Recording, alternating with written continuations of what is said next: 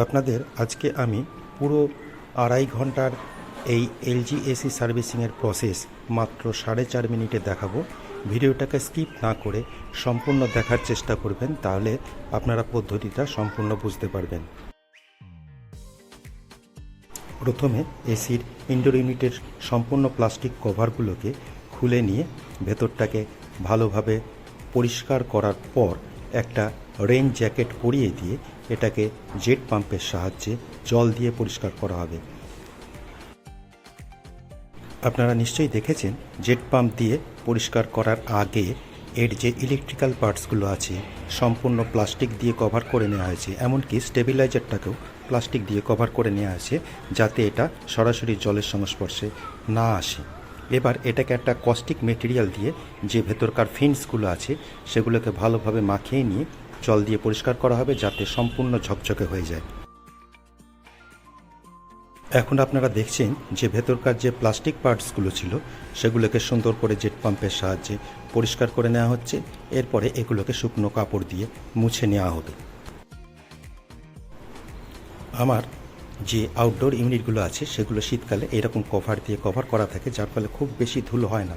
আমার একেবারেই রাস্তার ধারে বাড়ি, যে কারণে এই কভারটা দেওয়া একান্ত জরুরি। এবার আপনারা দেখছেন যে জেট পাম্পের জলের প্রেসার দিয়ে ভেতরকার ইনডোর ইউনিটের ফিন্সগুলোকে যে কস্টিক মাখানো ছিল সেগুলোকে সম্পূর্ণ ধুয়ে পরিষ্কার করে নেওয়া হচ্ছে।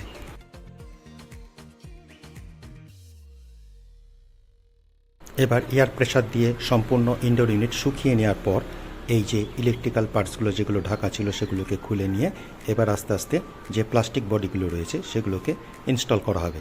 একটা জিনিস খেয়াল রাখতে হবে, যতগুলো স্ক্রু খোলা হয়েছিল ততগুলো স্ক্রুই যেন সঠিকভাবে লাগানো হয়, নাহলে কিন্তু একটা ভাইব্রেশন বা নয়েজের ব্যাপার থেকে যাবে। এবার ওপরের যে ফিল্টারটা আছে এয়ার ফিল্টার সেটাকে লাগিয়ে নেওয়া হলো। এবার নিচের ফ্ল্যাপগুলো, এগুলো সব টেকনিক্যাল ওয়েতে ক্লিপ দিয়ে লাগানো থাকে, এগুলোর জন্য কোনো স্ক্রু থাকে না।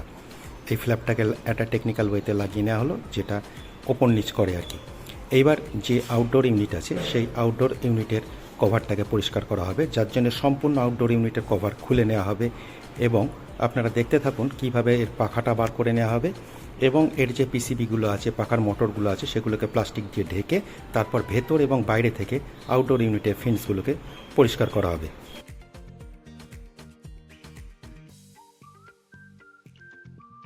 এবার দেখতে পাচ্ছেন যে পাখার মোটর এবং বাইরের আউটডোর ইউনিটের যে পিসিবি আছে সেটাকে সুন্দরভাবে প্লাস্টিক দিয়ে কভার করে নেওয়া হচ্ছে যাতে জলের সংস্পর্শে না আসে, কারণ জেট পাম্প দিয়ে যখন প্রেশার ওয়াশ করা হবে তখন কিন্তু সেখানে জলের ছিটে লেগে একটা অসুবিধা হতে পারে।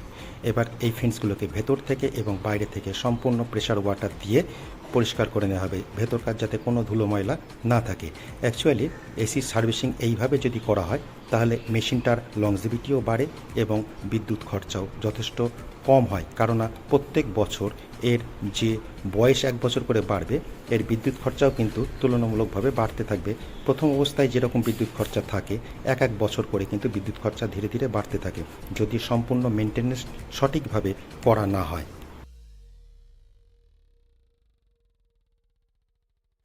ইনডোর ইউনিটের কাজ তো আগেই হয়ে গেছিল, এবার আউটডোর ইউনিটের সম্পূর্ণ ইউনিটটি ভালোভাবে পরিষ্কার করে নেওয়ার পর এবার প্লাস্টিকগুলো খুলে নিয়ে এয়ার প্রেসার দিয়ে সম্পূর্ণটাকে শুকনো করে নিয়ে তারপর আস্তে আস্তে যেভাবে এটাকে আনইনস্টল করা হয়েছিল ঠিক একই উপায়ে এগুলোকে ইনস্টল করা হবে।